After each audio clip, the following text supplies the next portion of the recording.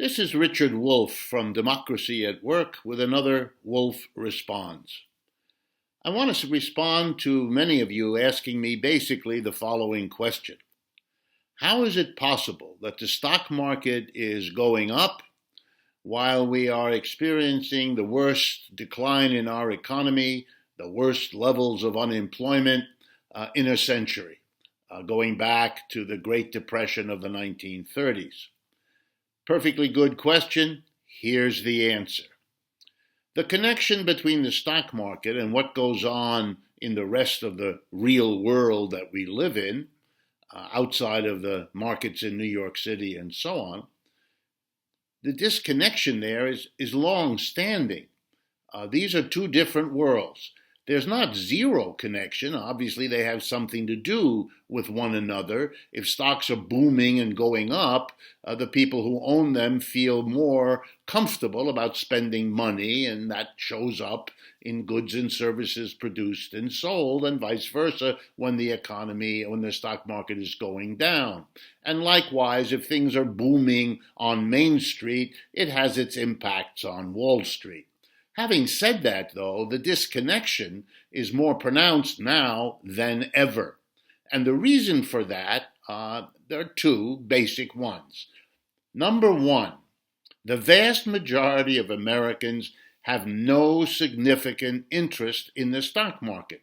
They either own no shares, or they own a quantity of shares in a pension fund managed by a big company, a big bank, and so forth.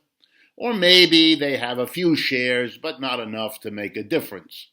Most corporations are perfectly well run by what are called major shareholders, the big owners of big blocks of shares. Those are the pension funds, the big banks, wealthy individuals, and all of that. In other words, the majority of people don't have much to do in any direct way with the stock market. And the people who do have to do with the stock market, brokerage houses, insurance companies, big banks, wealthy corporations, wealthy individuals, those are the people most affected by the other part of the explanation. They're the ones that get into their hands government money on an ongoing basis now for a long time, but particularly when the economy begins to tank. It's done that 3 times so far in the young century we're living in. The dot-com crisis in 2000, the subprime mortgage crisis in 2008, and now the coronavirus crisis in 2020. Each time these crises have prompted the government of the United States and many other countries to pump money into the system. That's how these crises are, quote unquote, managed. And how is that done? Usually the central bank, the institution we call in America the Federal Reserve, creates the money and passes it first and foremost to big banks. Nowadays, it passes it also to big corporations beyond the banks. And those big institutions, among the richest in our country, then are supposed to take all of that extra money and, here we go, trickle it down so it percolates into and provides some sort of stimulus to the underlying economy. And what should come as no surprise to most of you is an awful lot of it never trickles very far down. Where does it go? Answer: into the stock market.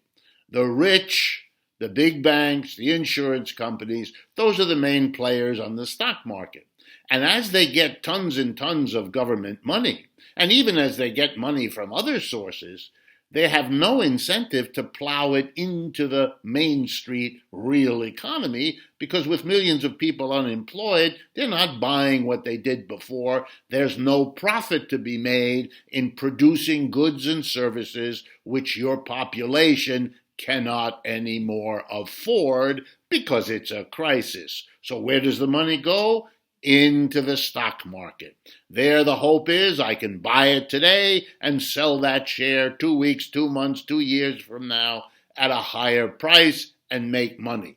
The profit opportunities in the stock market are big, and the profit opportunities in doing pretty much everything else are very poor. So it should come as no surprise that the very poor quality of our lives, our jobs, and our prospects on the one hand, and the government pumping in money on the other, should end up with that money going to fuel an inflation of stock prices, which is a fun game for people who are in that business to buy and resell at a higher price, giving the stock market that peculiar quality of apparently booming when the rest of us are going in the opposite direction.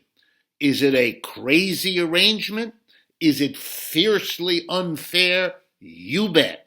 And that's because that's how capitalism works. If you don't want those injustices, if you don't want the people who are richest to be having a good time with public money while the rest of us are poor observers, then your problem is with capitalism, not with one or another of the details.